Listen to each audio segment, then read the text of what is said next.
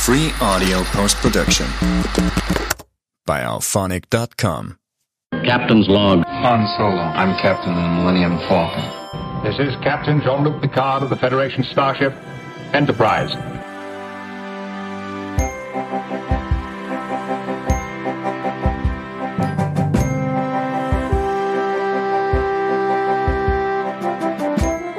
Priority 1 message from Starfleet coming in on secured channel.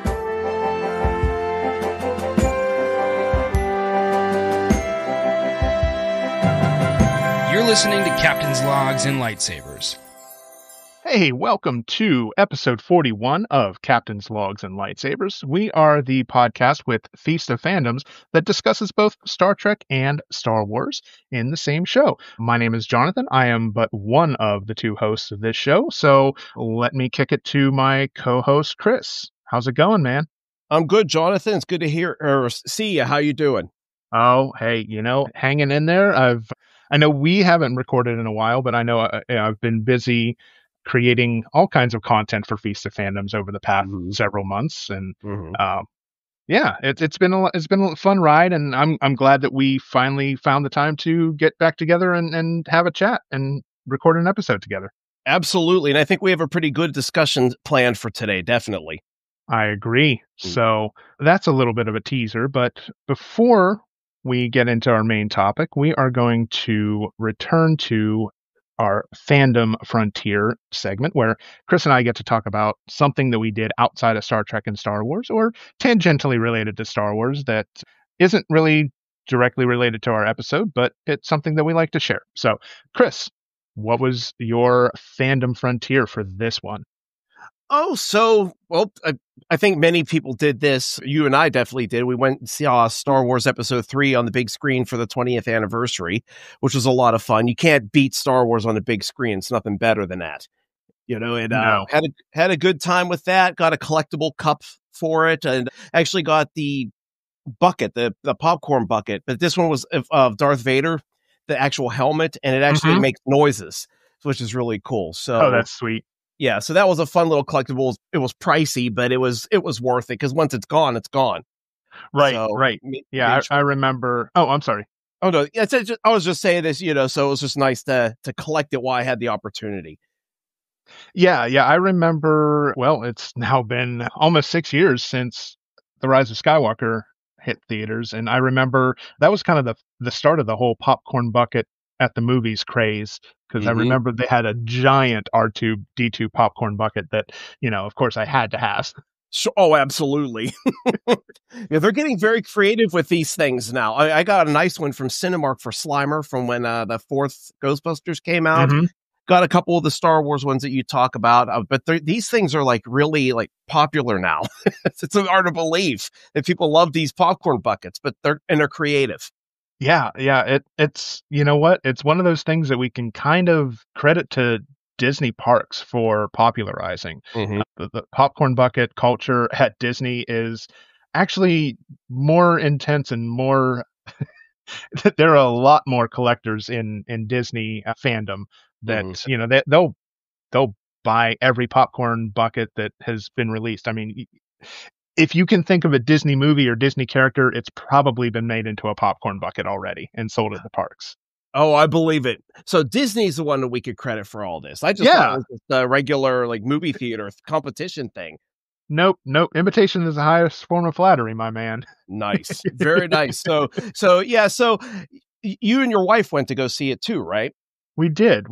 And it's, you and I were talking right before we hit record about how that kind of, around that time of year was the time that you and my wife were graduating from college, and I still had over a year left because I'm a little younger than you guys. But just recalling that time in our lives and having the opportunity to see Revenge of the Sith on the big screen kind of just enhances that memory and really makes you nostalgic for that time period. Absolutely. The only thing that was missing is we couldn't go to Burger King afterward and get some Star Wars toys. Yeah.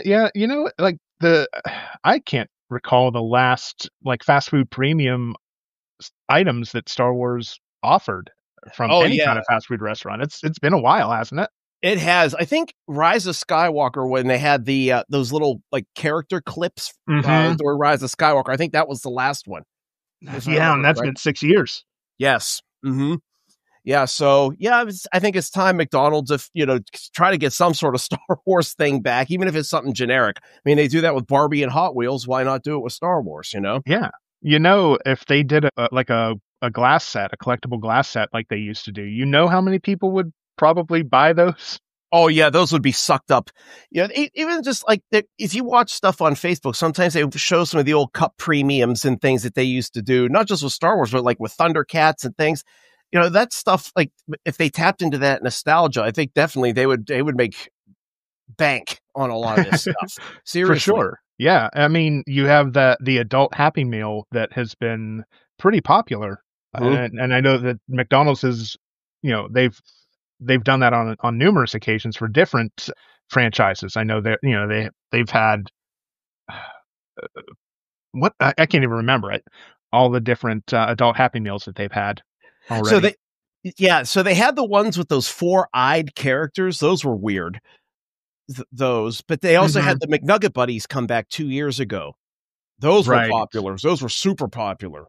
Right. And they've been doing the Halloween buckets again. I know that's not really it wasn't an adult Happy Meal promotion, but I know those have been really popular. Yeah, I can't imagine that like a collectible glass set in an adult Happy Meal would probably make McDonald's a ton of money. Oh, absolutely. So who knows? I mean, even if Pizza Hut started doing stuff again, that might help boost their business a little bit. Get some people back in. I think Pizza Hut needs to focus on making their pizza taste better than trying to get people in the door with gimmicky promotions. Yeah. Oh, yeah. They need to get back to what we had when we used to have Book It and all that kind of good stuff. Now, you still have Book It, but the food's not the same. No. You're absolutely right. Or are we thinking through rose-colored glasses? I'm not entirely sure. I don't know. Well, I remember going, and that was like back when we were kids. Going to Pizza Hut was like one of the biggest things that you could do on a Friday night. The sauce was so much better. I mean, it's just now. I think they went cheap, and then they went and just got like generic sauce, thinking they could just pass it off. But you don't see many people in a Pizza Hut anymore. Right. Yeah, I haven't. I can't even tell you the last time I had a good Pizza Hut pizza. It's yeah. I mean, I remember, don't you remember back when episode 1 first came out and they had the 3-store promo? Each store was a different planet from the movie. Yes. If people could do stuff like that again, I think that would just obviously tap into the nostalgia for all of us, but also bring some kids in and they might want some of this stuff. It's just, I don't know. Just nostalgia with our generation seems to be super big. For certain. Yeah. I think that's why people love going to all these toy shows and stuff in our generation now because of it. Well, yeah. I mean, it reminds us when things were much simpler, right? Exactly. When we weren't burdened by everything going on in the world, regardless of what side regardless of where you stand on the situation in the world today, things were better because we didn't have that burden. Absolutely. When we were kids and in college. Absolutely. 100% agreed. Speaking of that was another thing I did a few weeks ago is, you know what Toypalooza is? Yeah, I've heard of it. I've never been, but yeah. So it was a nice big toy show that was out at some AGH sports complex or something out on Cool Springs Road somewhere near Pittsburgh. It was huge. And the only problem with it was the lighting was really bad. So it was kind of hard to navigate through, but it was fun getting some toys. I got some old Batman Forever and Batman and Robin collectible action figures, really cheap. Got some old Revenge of the Sith Star Wars figures, a couple loose Star Trek figures. So it was really nice. And they're going to have another one this September. And actually I have the flyer right next to me. So it's going to be September 20th of this year, but it's moving to the Monroeville Convention Center. So that'll be really nice. Nice. Yeah. That'll be a much better venue for them. Yeah. Much brighter, much bigger. So it'll probably be even a lot more vendors, things like that. So that'll be great. But Other than that, I don't think I've geeked any other way. How about you? Well, I have actually found my way into video gaming again for at least a little while. I just got the urge to get back into gaming and to try a few new things that had been released. I'm primarily an Xbox gamer, even though I have a PlayStation 5. I haven't played it in a while, but I've been really into trying a lot of the games that come to Microsoft Game Pass, which is it's kind of like it's kind of like a Netflix service where you stream video games. You don't own them. You don't own the game. So if they disappear from the service, you either have to buy it, usually at a discount, or finish the game before it disappears. So basically, this service has over 100 games at any one time that you can play, and they're constantly releasing new stuff. So recently, I played through and finished a game called South of Midnight. It's a dark fantasy fairy tale set around Cajun culture and Cajun myths, and it was just a really cool story tying back to how people in that area came to be. There's some connections with helping former slaves get out of the area. I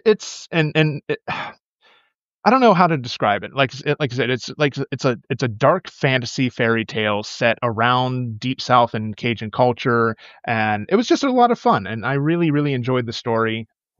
Very fantastical, but very fun at the same time. I've also dabbled with a new RPG that came out from this brand new studio. It's called Clair Obscur Expedition 33. It's a turn-based role-playing game, which is something that I've been into for quite some time, ever since discovering Final Fantasy, like almost 30 years ago. So I really got into that genre, and this is one of those type of games where when it's your turn to attack the enemy, the action pauses and it gives you time to select your action, whether that's an attack, a spell, a defense, something like that. But there's also real-time elements that, when you use one of your abilities, you might be able to do extra damage by timing your button press, within a specific window, or you might be able to lessen the damage that an enemy attack does to you by, pressing a button prompt at a specific time so that you can like block or parry or whatever. It's a style of RPG that I've been a fan of for quite a while, and I'm glad to see that there's this modern take on that type. And yeah, I'm very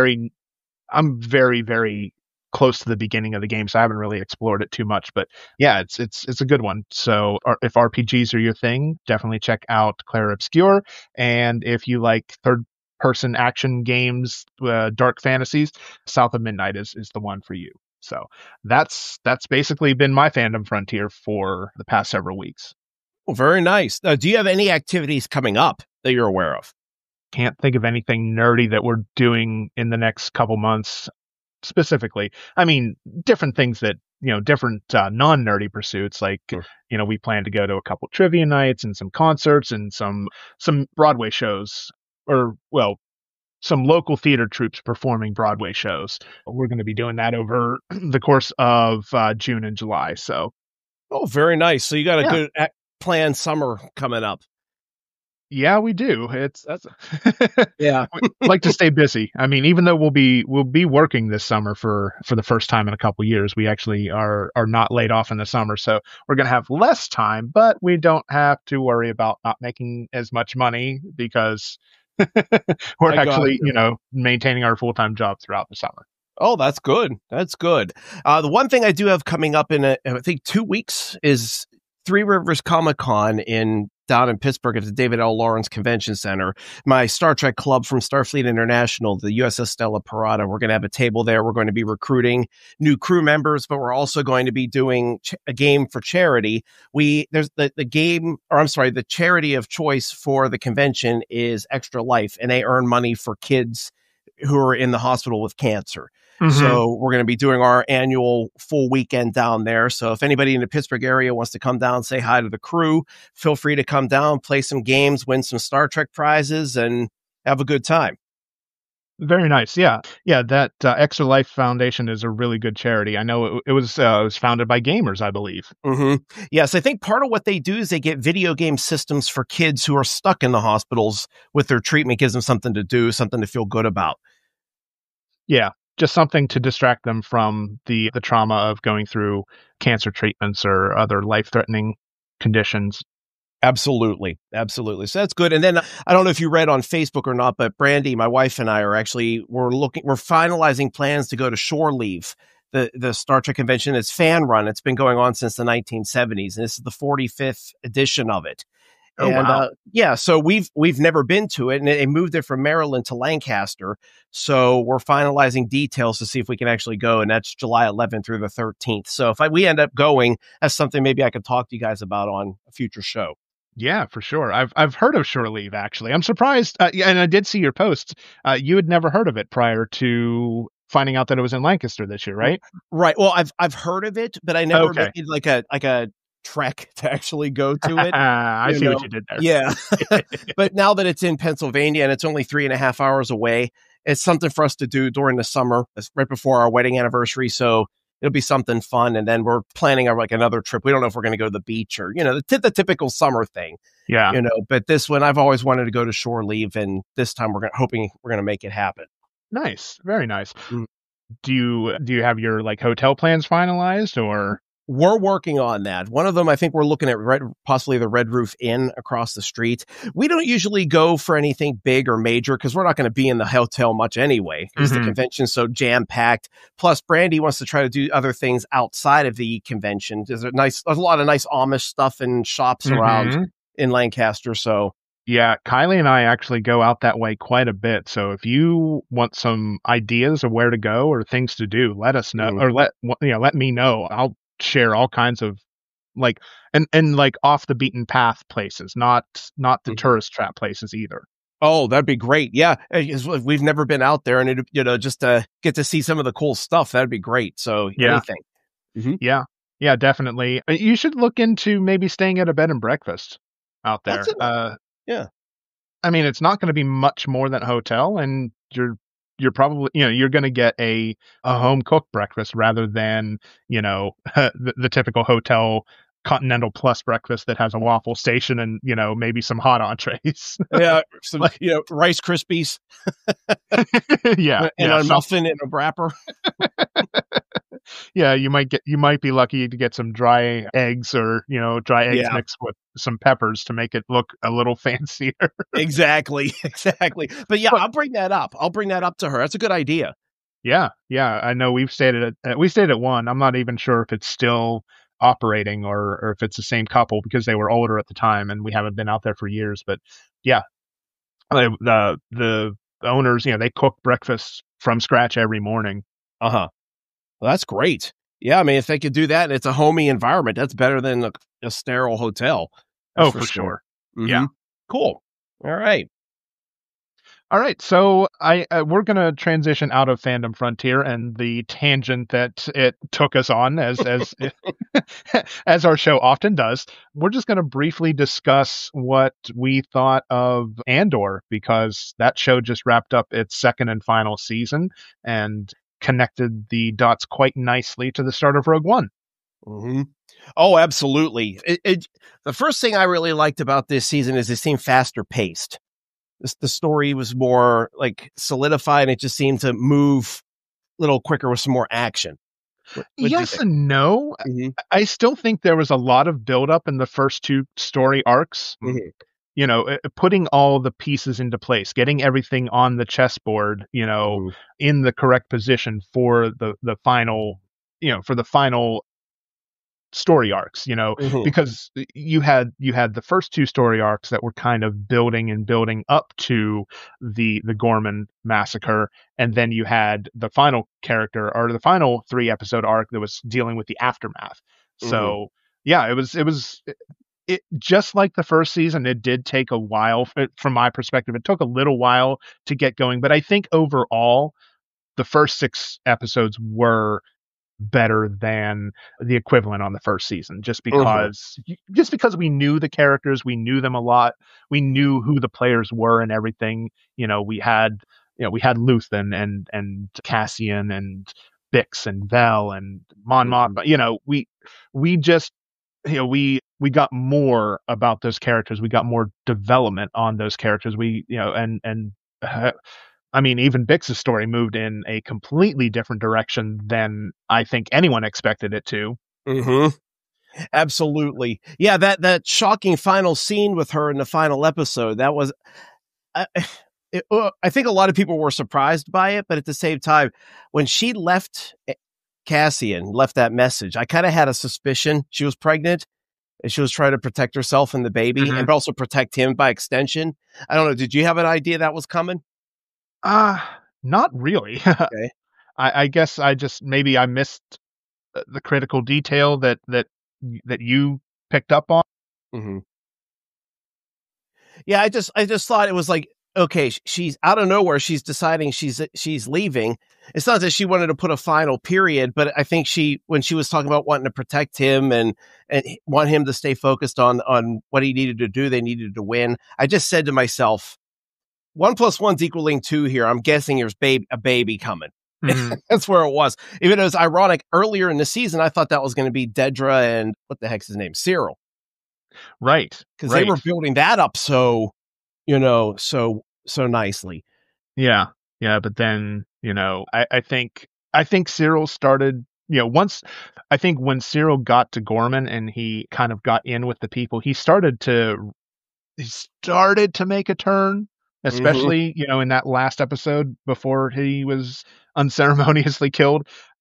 I think he was starting to develop a conscience and realize that what the Empire was doing to Gorman was wrong. Absolutely. And it's a shame that, he didn't survive to, to try and get with the Rebel Alliance and work to topple the Empire. But yeah. I guess his sins were too grave to determine or to get redemption. But then again, we have Darth Vader, who killed a bunch of children, got redeemed. So I guess maybe by comparison, Cyril wasn't as bad. Yeah, and also Darth Vader helped commit genocide against Alderaan. Well, that too. Can't forget that part. This is true. Yeah, absolutely. But yeah, it would have been fun. I wish they wouldn't have killed him off so quickly, just the way they did. It would have been interesting to see him actually fully turn and join the rebellion. That's what I was hoping for. Right. That he would have been the Agent Callus of this series, essentially. Yeah, like the first Fulcrum, even. Yes. Yeah. Or like a precursor to Fulcrum, because that was really, I guess, would you consider Cassian to be Fulcrum? That's a good question. I never thought of that. I guess, yeah. In a way. Yeah. I mean, he's the most prominent figure, and he was connected with all the different moving pieces that were trying to form the rebellion. Absolutely. Yeah. I mean, I guess that would make logical sense. I mean, he was kind of mixed in all the different little things going on. He rescued Mon Mothma and, going on all these different missions. So, yeah, it would make sense. So, what did you think of the finale?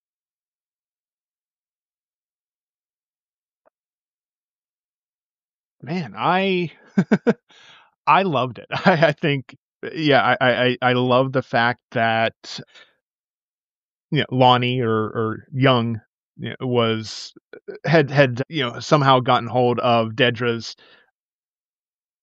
credentials and was able to essentially pin everything on her. Because she was just such a lovely person. She deserved everything that came to her. Absolutely. Wasn't that amazing to see that she was in basically the same cell or same kind of prison that Cassian was in the first season? Yep. I loved that. Couldn't have happened to a nicer person. Exactly. Oh yeah, she got what she deserved. She definitely did. But even I was surprised, with how stoic and hardcore and she was in terms of being part of the ISB, that she actually seemed to be getting sick when she saw what happened with Gorman. Could you imagine being the one to give an order that slaughtered thousands of people? Yeah.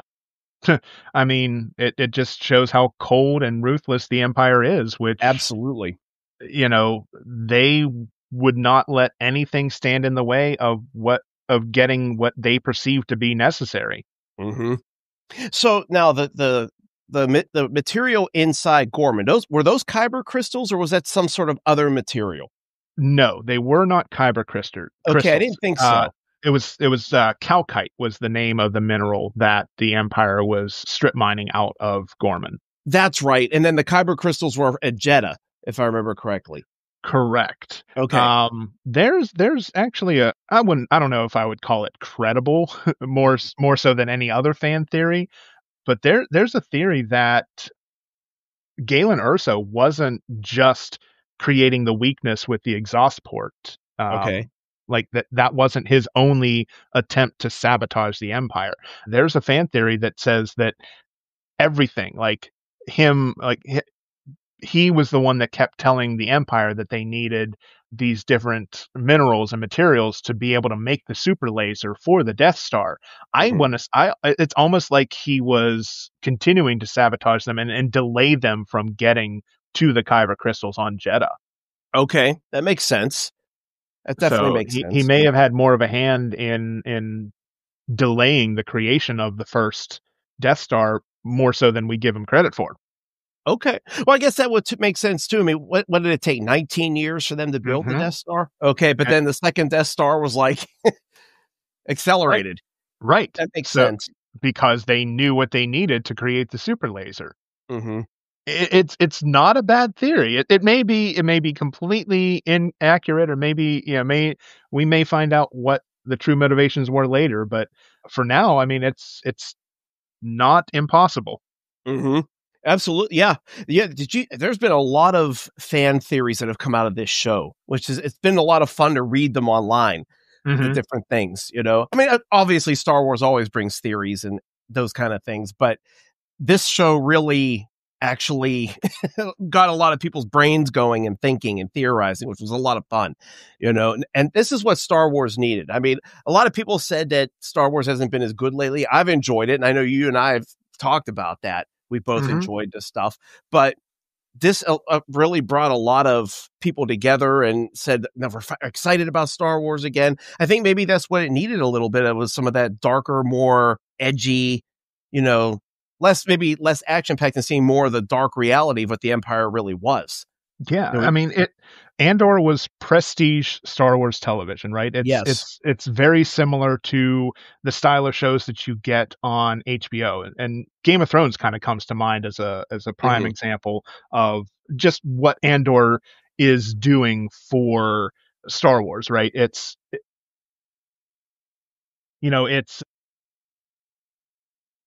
a lot more about the power play and the struggle for power and the machinations of everything it takes to put together a rebellion to resist the Empire, right? It gave you a first person view of the boots on the ground, right? You didn't see.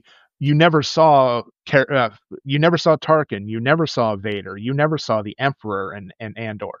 They were alluded to, but they weren't even really ever mentioned by name. No. Palpatine at the most was mentioned like 4 or 5 times. That's about it in the whole 2 seasons. Yeah, and they really, I think the more of the mentions of Palpatine were in season 2. Yes, absolutely. I thought that Vader, for some reason, I thought Vader was going to pop up. I don't know if I thought I saw him in a trailer for season 2, but I guess maybe I'm just like, I had a dream or something. It wasn't real, or you saw some sort of fan trailer. Who knows? Maybe, yeah, because they all say Disney Plus on them, and then sometimes you don't realize. Yeah, because the AI is so good. Well, AI and Photoshop skills are good, and people the way that people edit stuff together. Yeah, I mean, if a lot of that is just for people to get their content exposure and to get the clicks, get the views. Absolutely, I agree. But yeah, I think they definitely nailed it with Andor, and maybe hopefully they can bring a little bit more that kind of Star Wars storytelling. There's still a lot of areas during the time of the Empire that still could be filled in. Is very interesting. Oh, for sure. I just don't know. I don't think Tony Gilroy will have any interest in coming back to Star Wars, but hopefully, the creatives at Disney Plus on the Lucasfilm side will see that there was a good, that there were good viewing numbers for Andor, and that hopefully that will demonstrate to them that there is an audience for this type of very mature Star Wars content. Yes. Now, I just want to mention from episode 3 of season 2. I'm not going to use the word, but the almost assault. What were your thoughts on that? I know that there was a little bit of outcry from certain sects of quote unquote fandom that doesn't belong in Star Wars. But I tend to be a realist, and I understand that, there are people that joined the Empire because they thought they were on the right side of things. They thought that they were serving their government, right? They did it because, much like in our culture, people join the military to defend the country that they live in, to defend the country that they love, right? And I think there are a lot of people that joined the Empire under the guise of they were attempting to do some good, but you had others like our would-be assaulter who probably joined because he saw what the Empire was about, and he thought it would give him carte blanche to do whatever he wanted. Yep. Power. Yeah. Power, control. Yeah. It's a way for people like that to feel like they have more power than they actually do. Absolutely. It's just the very dark and gritty reality of life, and I guess a lot of people don't like to see real world problems in their Star Wars, but that Andor was trying to create something that wasn't just the fantastical, heroes and space wizards and villains, right? It was trying to put more of a human element to Star Wars. Absolutely. I agree. At first, I'll be honest with you, when I first saw it, I was like, oh, this isn't good. There's no need, because what if kids are watching this? But you're right. They needed that kind of darker reality kind of feel for it. And the reality is she fought him off. She got rid of him. Yeah. She took him out, so showed a strong, powerful woman taking the power back. I'm trying to think. Was Andor considered mature? Like, was that the rating that it was given? I honestly don't remember. That's a good question. I mean, I would think that it got the TVMA rating just because it was realistic violence, language, and content. If it got at least like TV-14, that it had to get at least TV-14 if it without a didn't get doubt. TVMA. And it comes down to understanding, what the ratings mean and what the content of, why the ratings exist because of the content that's in the show. Kids shouldn't be watching Andor. Like, let's just be perfectly honest. Kids should not be watching a show like Andor. Exactly. They should be watching age appropriate stuff. Like, the films all got PG-13 ratings, at least. Well, all the modern films have gotten PG-13 ratings, right? Essentially, I think Attack of the Clones was the first, or rather, I think Attack of the Clones was the last one to get a PG rating. Yeah, I think Revenge of the Sith kicked it off with PG-13. Correct, and then every Star Wars movie since then has been PG-13. That makes sense. It comes down to just understanding the nature of the content and understanding the audience that it was created for. Absolutely. Common sense, man. Common sense. Exactly. But yeah, I think it was a great season. I think it was a good ending. I wish the last episode would have been a little longer. I was surprised it was only, 47 minutes? Yeah. I thought they would have extended that a little bit, but because there were at least one other episode in the season, it was at least 1 full hour. So, but that surprised me. And to me, the final episode was good. I mean, obviously it went right into Rogue One beautifully, but it just kind of seemed a little rushed to me. It was just kind of like, okay, let's just close it up and be done. I was expecting something bigger, something more like, whoa, I can't believe this has just happened. But I guess maybe that just wasn't part of the story. It was just leading right into. Yeah. Yeah. I think it was all just meant to be the culmination and the aftermath of Gorman and the efforts of, the efforts of the rebellion to. Absolutely. Yeah, no, I agree with you. It was also real good to see how K2SO came about, and I didn't realize those droids were that strong. Like, holy cow. Right? I mean, they were violent. Yeah, you don't want to mess with a K2 droid, that's for sure. Absolutely. And then the stormtroopers actually knew how to fire. Yeah, that too. A lot of people were talking about that online. It's like these stormtroopers actually knew how to shoot people properly instead of just shooting randomly all over the place and missing. Well, I almost wonder if it was. I almost wonder if the reason why you don't see the rebels and the heroes and the Jedi being hit by stormtrooper blaster bolts is because the force is at play and the forces at work to protect them. Because I know it's become the meme thing, the memeing culture to make fun of stormtroopers because of their apparently terrible aim. But I think there's a mystical factor at play, because if you look at Obi-Wan's quote in A New Hope that about the accuracy of stormtrooper blasters, right? Yes. That wasn't there for no reason at all. Yeah. That was there to let us know that these stormtroopers were well trained and they were deadly. But I think I'm sure with every military out there, though, you're going to have some foot soldiers who aren't as skilled as others, though, at the same time. So while maybe 90% of the stormtrooper force was deadly, maybe it was the 10% that got involved with the Jedi and yeah, I don't know. That's a good point. I think you're kind of hitting it. There's probably some sort of mystical like force field around them or something that kind of makes it go off. That would be a really good explanation for it if nobody ever thought of that. So that's pretty cool. Oh, I'm hardly the first person to think of this. I'm not that original, man. I gotcha. Hey, I was trying to give you some credit there. I know, though, you don't want to steal somebody's idea. Nope. Yeah, I gotcha. But yeah, so good. So now you're making me want to rewatch the seasons. But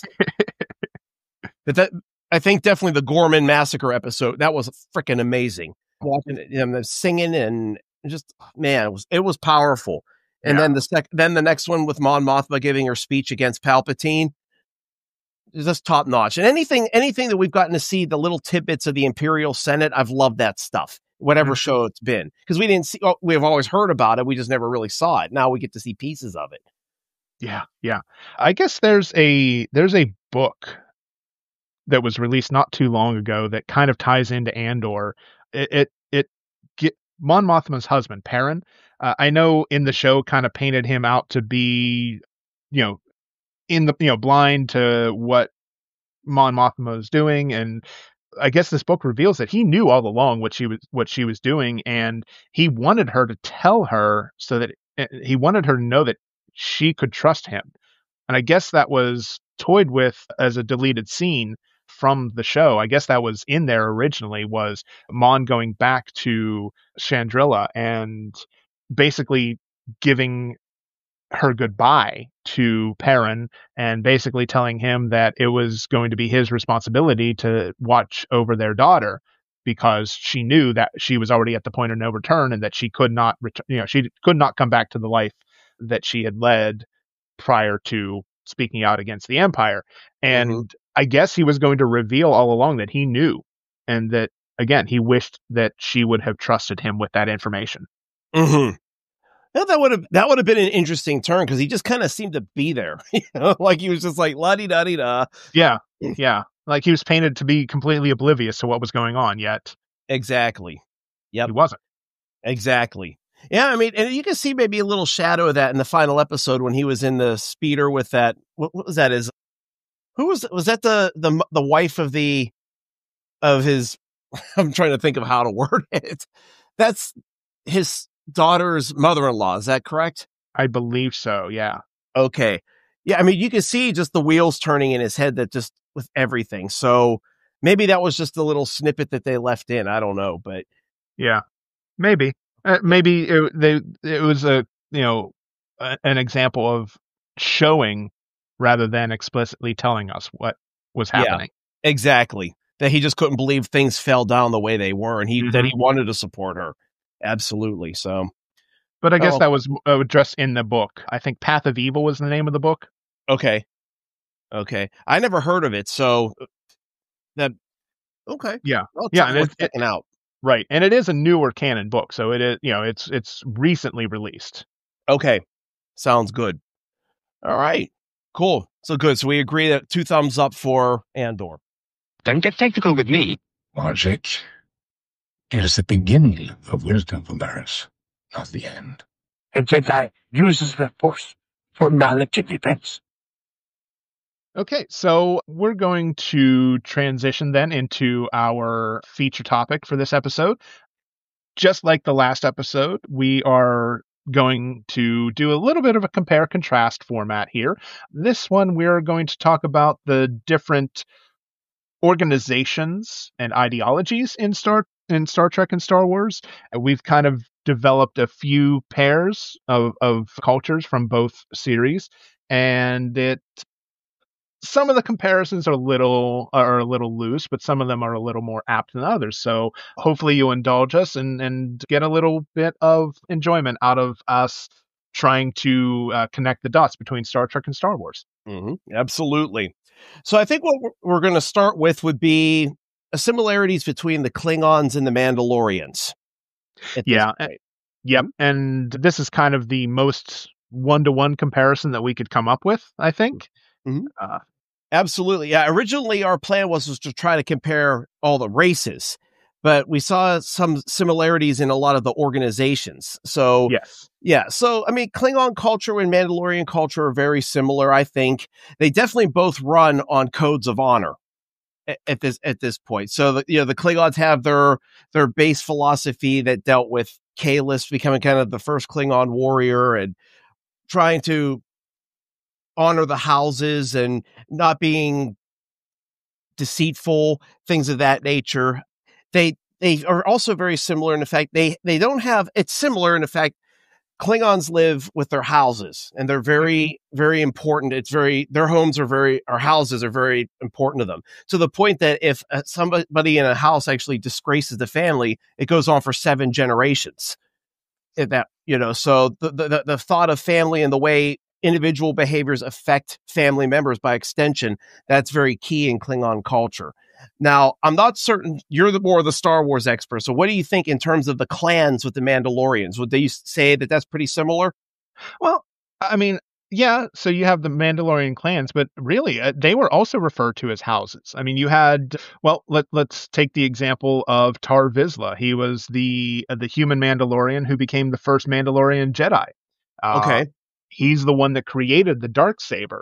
Mm-hmm. That was his lightsaber, which was, a tribute to both the mysticism of the Force as well as the culture of Mandalorians, because the Darksaber resembles more of a traditional, a traditional sword weapon rather than a just straight energy, beam of light, rounded tipped beam of light.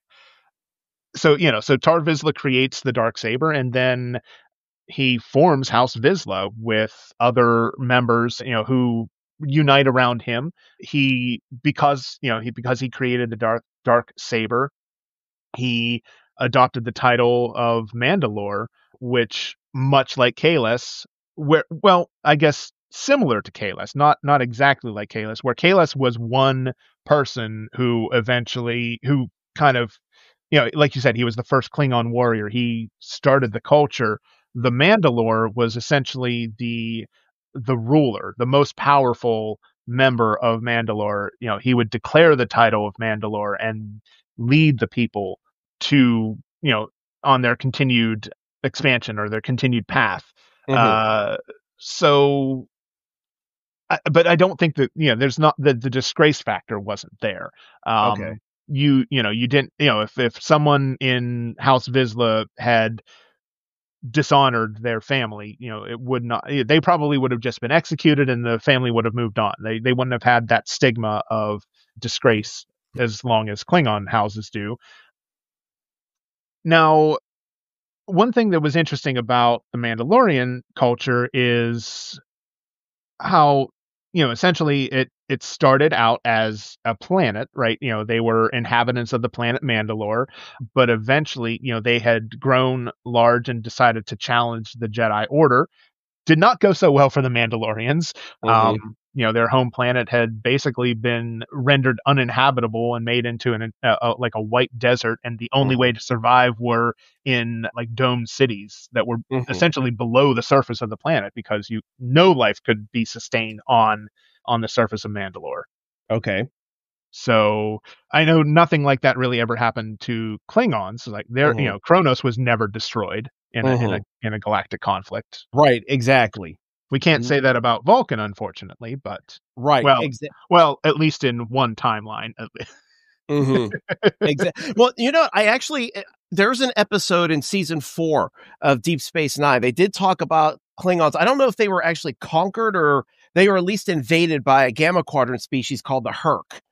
I don't know how far that went, but I don't think, like you said, I don't think it destroyed anything about Kronos or Klingon culture or anything like that.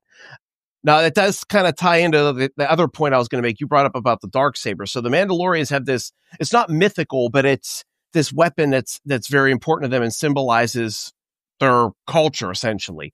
So the Klingons also had the exact same thing. From that same episode, it was the Sword of Kahless. Now, that was considered mythical, but they found it in the Gamma Quadrant because I guess the Herc had pillaged some of Klingon antiquities, essentially, and took them with them to the Gamma Quadrant, and they happened to accidentally find it. But the problem with the Sword of Kahless was that it started to make Kor and Worf go basically power crazy. And they realized that if they could do that to just the two of them, what would it do to the whole Klingon Empire instead of uniting them? So they just beamed it out into space in the Gamma Quadrant, hoping somebody would find it again in the future. So that was another similarity between the Klingons and the Mandalorians, where these weapons that symbolize their cultures. The Darksaber is not a mythical weapon, where the Sword of Kahless may or may not have been. But they do share a similar story in that, when after Tar Vizsla had passed away, the remaining members of his house raided the Jedi Temple and stole the Darksaber. And that's essentially when, at that point, that the Mandalorians had felt that they could wage war against the Jedi, and that's ultimately led to the fate of the planet of Mandalore after that happened. Now, I know that not every Klingon, of course, is a warrior, right? Not every Klingon follows that path. They have scientists, they have engineers, they have people that basically keep the culture alive and build the ships and maintain the planets and everything. Was there ever any kind of offshoot or sect of Klingons where they wanted to be more peaceful and pacifist? Not that I can think of. I do know that there was a sect of Klingons that were a generational ship that focused on the Kuva Mach, some sort of savior that they were going to have. That was in a 7th season episode of Voyager. I think the name was Prophecy. But yeah, they migrated all the way to the Delta Quadrant looking for this savior, and they actually ended up finding it in B'Elanna Torres and Tom Paris's baby. So, I mean, because they had some sort of disease or whatever, and the DNA from this 1/4 Klingon child actually saved them, ironically. So the prophecy was fulfilled. But I would say that's about the most pacifist I could think of. Okay. So I know you remember the Siege of Mandalore, or not the Siege of Mandalore, sorry, the arc of Clone Wars, where the Jedi and Obi-Wan were dispatched to help keep the Duchess Satine safe.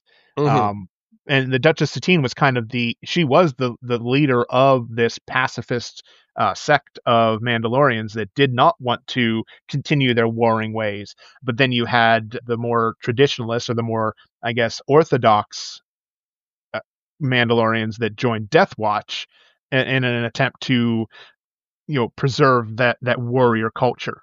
Mm-hmm. Absolutely. No, I agree with you on that. And that kind of ties me in a little bit to another thing that happened with the Klingons and the Mandalorians. They weren't above a little bit of disloyalty. If you think about, like with Death Watch, I mean, they betrayed Duchess Satine and that group, but the Klingons did the same thing during the Klingon Civil War with the Doras. So, a lot of the Klingons were actually fighting. They hated the Romulans, but then the Klingons used the Romulans as a way of friendship and being able to get supplies for the war, things of that nature, which would have really caused major problems if they wouldn't have been defeated. It would have affected the shift of power in the Alpha Quadrant at that point. So, even with both races being so honorable and really that being core to them, they're not against a little bit of what's the word I want to use? Like, I don't want to use the word cheating. I'm trying to think of a good word for it, but going like, I'm trying to figure the word. I guess having allies that aren't good, like turning against the need of their culture, essentially. Yeah. I see what you're saying there. Yeah. Absolutely. So, all right. So, anything else you think we should add about the Klingons and the Mandalorians? No, I think that was pretty much everything that I had in a nutshell to contribute. So yeah, let's move on to our next pairing. All right. So I was thinking that we were going to talk about the Borg, and I was saying to myself, okay, what kind of race in Star Wars would be similar to the Borg? And I was like, okay, I don't know if there really is any similarity in terms of races. I mean, there are cybernetic people in the Star Wars universe, but they seem to be more subservient. Like Lobot, or some of those people that have like implants, like in Solo, that were, those kind of things. So the only way I could think of the Borg tying into Star Wars would be more as the Borg collective itself. And what is the whole purpose of the Borg collective? And the whole purpose of the Borg collective is to, basically, they want to conquer the galaxy, but they do it through assimilation rather than necessarily conquering. So they make these people part of them, essentially, to kind of grow as a society.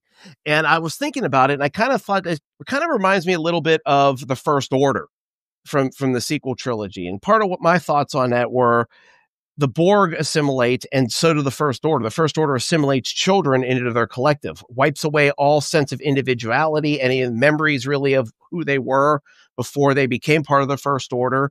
And then they use those children to kind of help spread their influence across the galaxy. Adding other cultures to their organization. When we saw that Rise of Skywalker, they were essentially going to take over the whole galaxy at that point. So that's kind of how I saw it all in a nutshell. What are your thoughts? Yeah, I think that's probably the closest comparison that we can think of. The First Order, essentially, they formed out of the ashes of the Empire. They were the few surviving leadership, of the Empire. Oh, I'm trying to think of her name. Grand Admiral Ray Sloan, Brendel Hux, who would become General Hux, or rather, who is General Hux's father. He was critical to the creation of the First Order. But yeah, essentially, they, rather than how the Empire, the Empire would have accepted volunteers for service, but I'm sure there was also a draft or conscription of some type in the Empire. But the First Order was different in that it was essentially forced conscription into military service, because they abducted children off, from planets to, like you said, to indoctrinate them, to wipe away any sense of individuality, and essentially reprogram them to be 100% loyal to the First Order and to carry out orders without question, without hesitation. Absolutely. And here's another, it's just popped in my head. They all had designations. So I mean, so you had the Borg with, third of 8 or whatever, and then you had FN 2187 over on the First Order side. So everything that all was about was just the organization or the society. That was it. Mm-hmm. Yeah, there was no individual member. Everything was for the greater good. Exactly. Now, So, I mean, you still had hierarchy and structure, of course, in both the Borg and the First Order.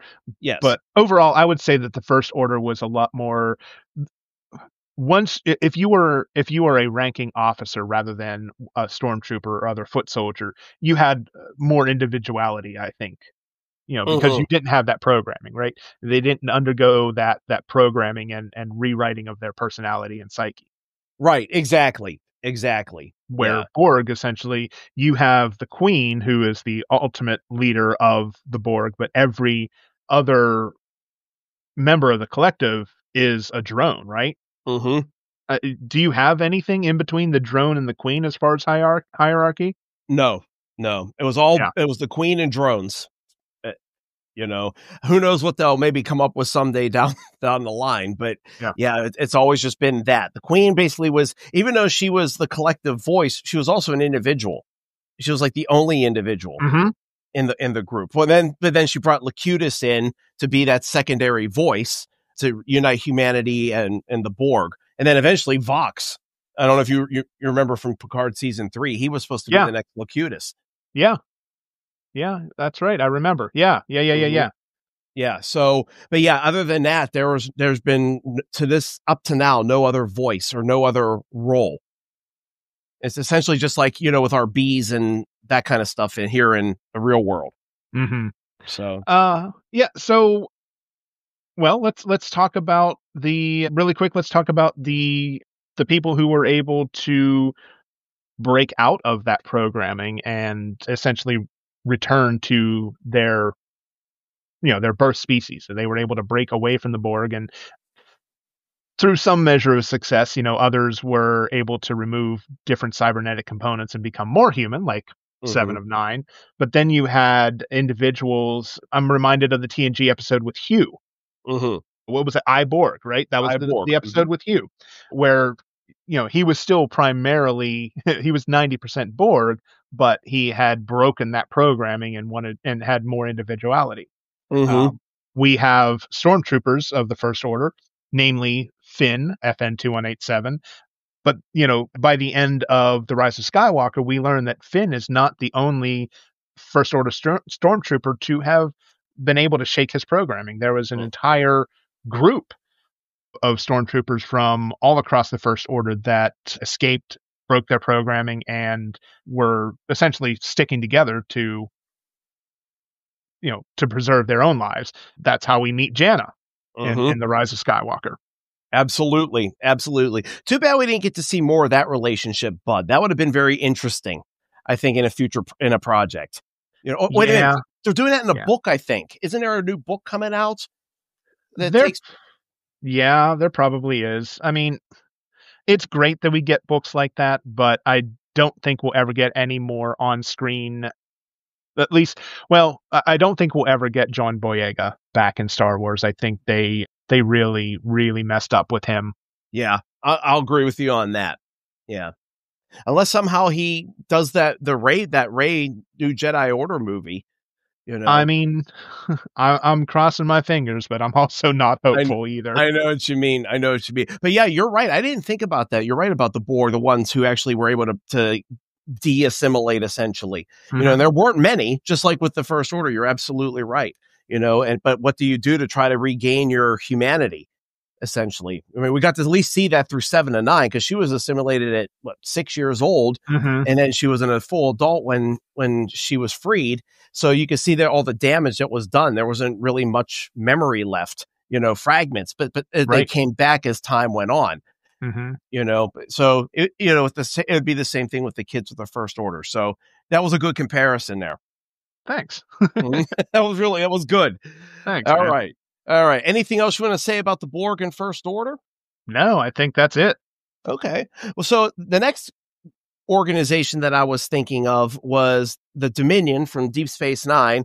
And who are they similar to? So the Dominion, I guess you could kind of say is a culture in its own way, but it's divided into 3 parts. essentially. So you have the founders, who are the changelings, who formed this organization because of the persecution that they had by solids, and they basically wanted to protect themselves. And the female changeling even said in her first appearance, what you can control can't hurt you. Mm-hmm. So that's why they ended up creating this empire, and it was supposed to spread across the galaxy. Now, what's interesting about them is that they created different castes or different races to actually be subservient to them and do their dirty work. So you had the Vorta, who actually didn't start out as clones. They were clones throughout Deep Space Nine, but apparently Wei-Yun said in one episode that they started out as like forest dwellers, almost like ape-like creatures. And when there was a changeling that was in pursuit by solids, the Vorta actually protected this changeling. And so they were promised that they were going to essentially evolve and become a big part of this interstellar empire. So then the Vorta became less ape-like, and then they just decided to start cloning them after a while. Now, to me, obviously, that sounded very similar to the Republic. And it's kind of hard to think that the Republic would be compared to the Dominion, but really the Republic did the same thing. You know, they created this soldier caste essentially to protect them during the Clone Wars. And really, if you think about it, once the Empire took over, so basically they ditched the clones. They said, we have these stormtroopers, are going to be cheaper to train. You know, we don't need them anymore. So just kind of left them to just kind of have their own fate, you know, essentially. And it's kind of, and then it kind of reminds me a little bit of the Jem'Hadar as well, because the Jem'Hadar were also soldiers. They weren't clones, but they were genetically engineered. And they had a growth process that was within 3 days. They were able to fight after their emergence from their creation, you know, so very similar to the clones. Now theirs wasn't that fast, but it was very similar in that regard. And then eventually the clones, after Order 66, they basically became evil. They became the first generation of stormtroopers, you know, but again, they were cannon fodder as well, just like the Jem'Hadar were. Right. Yeah. Wow. That's a pretty, you went a lot more deep on that one than some of our other ones for sure. That's impressive. Yeah. I think, I mean, I would say that it, you know, while they do share that similarity of utilizing clones as foot soldiers, as cannon fodder, where the Dominion created the Jem'Hadar as a tool to use against, to further their interests, it would seem that the clone army was created without the knowledge of the Jedi Order and the Republic, right? You know that Darth Sidious had something to do with the creation of the clone army, right? That was all part of his ultimate plan.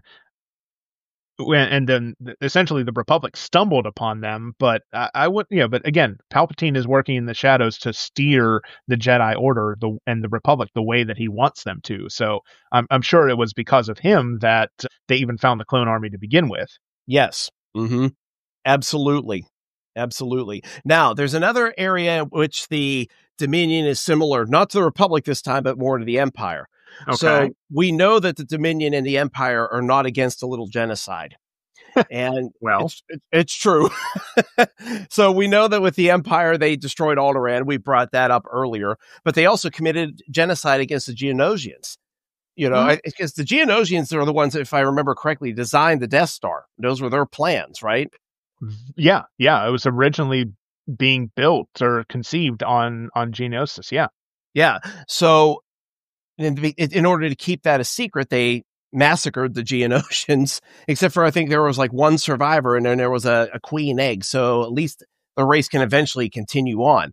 Well, the Dominion did the same thing with the Cardassians.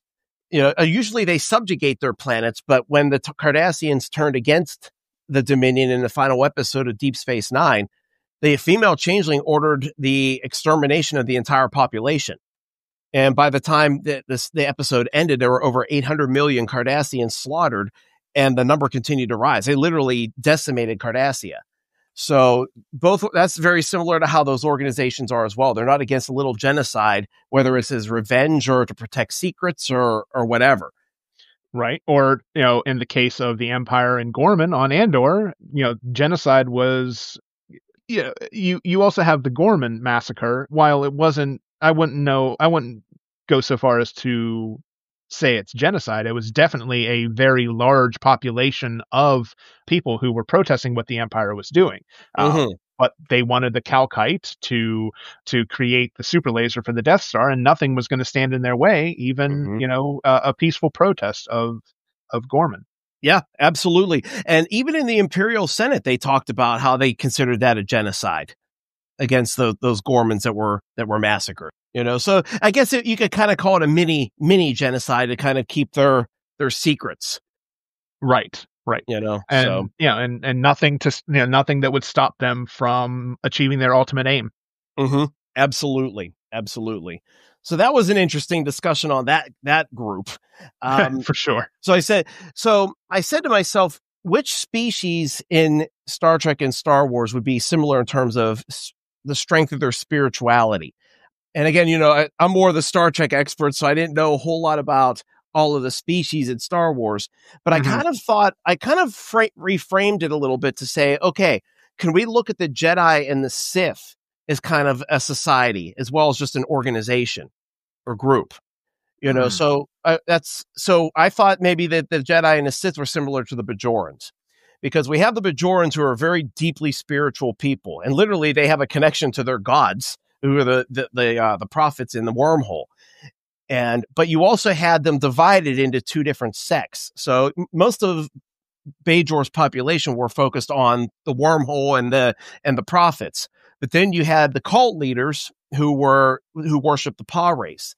And they lived they were imprisoned in the fire caves on Bajor. And what they wanted to do was go back into the wormhole, destroy the prophets, and reclaim the Celestial Temple for themselves.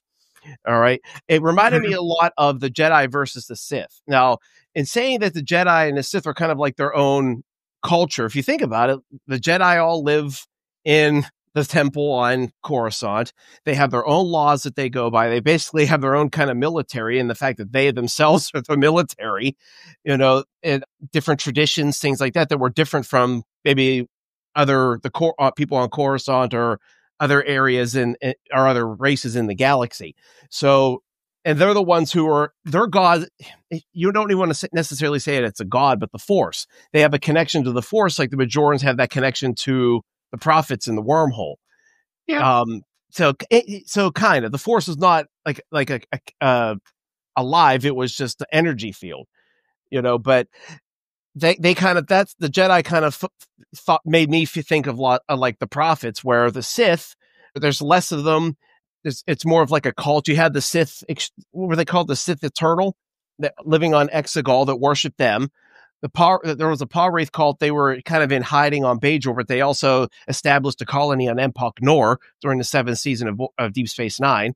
Okay. And they wanted to have ultimate power in the galaxy and in the universe, which Gul Dukat tried doing in the final episode of Deep Space Nine when he tried to release the Pa Wraiths from the fire caves, and they were supposed to burn all across the galaxy. So that was just kind of the way I kind of looked at it, because I don't know about if you know it. Like, are there any real spiritual races in Star Wars that you're aware of? I wouldn't say that there's any specific spiritual race that I'm aware of. I mean, I guess potentially a case could be made for Wookiees, because they worship nature, and they believe that nature, controls or has influence over their way of life, right? The Wookiees, they believe that the giant Rocher trees that grow on Kashyyyk are sacred. They believe in that aspect of a spiritual culture, I guess. That makes sense. And is that what they use for Life Day? Those trees? I don't. Well, of course the Wookiees live in trees, so their relationship to the flora and fauna of Kashyyyk is very much tied to the trees. Yeah, so I would say that Life Day is it's. I wouldn't say it's directly related to the trees, but it's just a celebration of their culture in general and their beliefs. But as far as the Jedi and the Sith, you like you said with with the Bajorans, you had that rift. You had two different ideologies split from one. Mm-hmm. Where the Jedi are, they believed in pacifism and quiet reflection and meditation, and that the powers of the Force came because you were in tune with it. You followed and you believed in the living, breathing Force. The Sith believed that the Force was there as a tool for control, for power. They tapped into, they're tapping into the dark side, essentially, just rather than using the skills of the Force for defense, they use it for attack, to further their interest, to further their means, right? That's why you Okay. have, abilities like Force Choke, Force Lightning, right? Those are very destructive powers, Mm-hmm. and they lead to, they both lead to killing for personal gain, for Mm-hmm. for the expansion of their beliefs and their sect. I don't think, of course, the Bajorans don't have any kind of abilities or powers. They're a theistic society, right? They Yes. believe in the prophets. They don't believe in, like the forces of nature being in harmony, and be in that, being in harmony with nature and understanding what the Force is, rather than worshiping a being. Mm-hmm. Absolutely. Okay, that makes sense. Good description. Good description. So, yeah, I mean, some of the comparisons, the Mandalorians and Klingons, like I said before we started this discussion, were probably the most one-to-one comparison that we could find, Yes. and we really had to get creative with the other ones. So, man, I appreciate you coming up with this on the fly, and I'm really impressed with how it came together. It was a fun episode. It was a fun discussion, definitely. Yeah. But it does make you. I don't know about you, but for me, like, it makes me want to dive more into the Star Wars races and kind of see what kind of cultures, like more of the cultural stuff. Like, because like I said, that was our original plan for this episode, were to compare the cultures, but it's harder because I don't think in the Star Wars universe they've done that as well, or not as much, I should say, Right. than in Star Trek, where they really delved in all these years into these different races and cultures. Yeah, and where Star Trek develops a lot of their races and cultures and stuff on screen, Star Wars does it in the pages of books and comics. Exactly, and if you don't dive that deep, it can be a lot harder, right, to kind of get into. But I think this was fun. I think we had a nice little chat about the different groups, So, anything else about any of these four that we talked about that you think we need to add? No, I think we covered pretty much everything that I had notes on, for sure. Yeah, absolutely. Same here. All right. So that's going to do it for episode 41 of Captain's Logs and Lightsabers. At this point, I'm not going to say when we're going to be back. We're going to attempt to have an episode sometime in June, of course, but I'm not going to make promises anymore about the number of episodes and the timeliness of episodes that we release. So just keep an eye on the feed, and make sure you're following Feast of Fandoms on YouTube and Instagram and TikTok and X and Threads and wherever else you can find Feast of Fandoms, because that is how you will be made aware of all of the Star Trek and Star Wars content that we are creating on the network. So if you're not already subscribed and you're not already liking that channel, please go ahead and do that. You will get our live shows. You'll get our shorts that I've been creating. If you haven't been checking out our shorts on Star Trek episode of the week or this month in Star Trek, you're missing out. I've been taking a look at some iconic episodes of Star Trek and breaking them down with mild spoilers, and just talking about how they're still relevant or how they still deserve to have another look taken at them. So far, we've explored episodes from TNG, from Enterprise, from Voyager, and even Deep Space Nine. So if your favorite Star Trek series hasn't had an episode on it as Star Trek episode of the week, don't fret. It's going to be coming. I've just been kind of picking and choosing fun episodes of Star Trek to talk about. So yeah, make sure you keep an eye on those socials, and that way when the Captain's Logs and Lightsabers podcast has new content available. Sounds really good. So I'm looking forward to getting together with you and doing the next episode. Yes, sir. Whenever that may be. But until then, may the Force be with you. And live long and prosper.